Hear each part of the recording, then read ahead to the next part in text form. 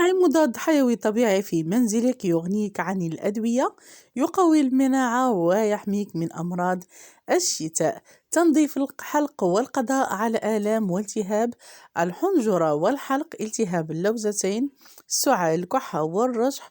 وكذلك هذه الوصفة جد مفيدة حتى لمن يعانون من مشكل البرودة أو البرود.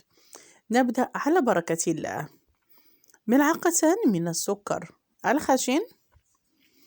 وعلى فكرة هذه الوصفة تستعمل لعلاج الكحة، السعال، الرشح، الربو والحساسية وآلام الصدر.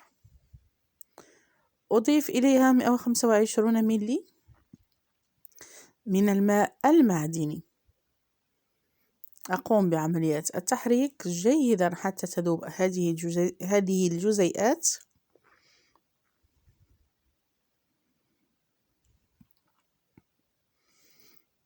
أضعه فوق النار وأجعله يغلي.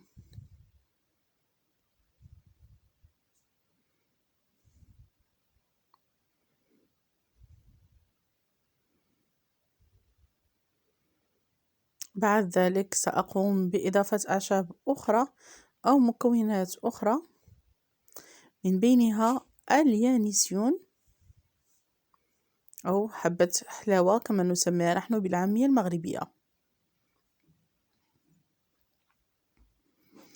لتسخين الجسم، تنشيط الدورة الدموية، أضيف قعقلة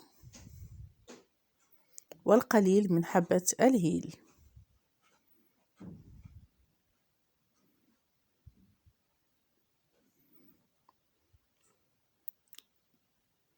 الزعتر أو زعترة الذي يعتبر من بين أهم الأعشاب التي نستعمله خلال فترة الشتاء.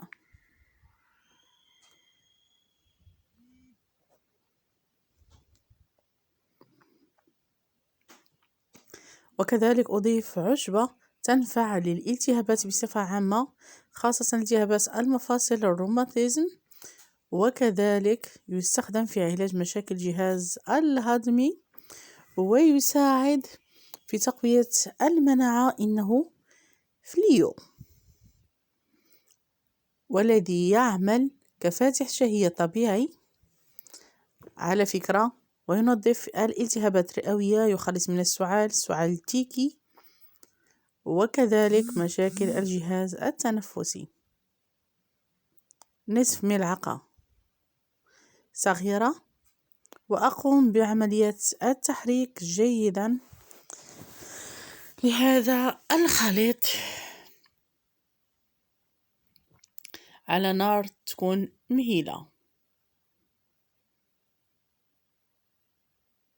شاهدوا معي كيف بدأ تغير لون الخليط. وأضيف إليه رأس ملعقة من الزنجبيل أو سكينجبير،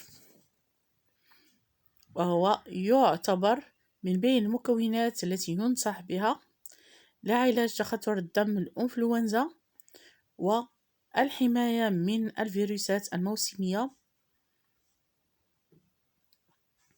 انظروا معي هنا كيف أصبح شكله، خاصة لمن يعانون من مشكل آلام الرأس وضيق التنفس.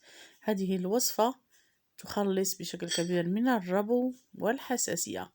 بعد ذلك أقوم بوضعه في كأس وأغطيه إلى أن تندمج وتنسجم المكونات جيدا. بعد ذلك نقوم بتصفية هذا الخليط ونضيف إليه عصير نصف حامضة. نقوم بوضعه في قرعة زجاجية ونحتفظ به في الثلاجة.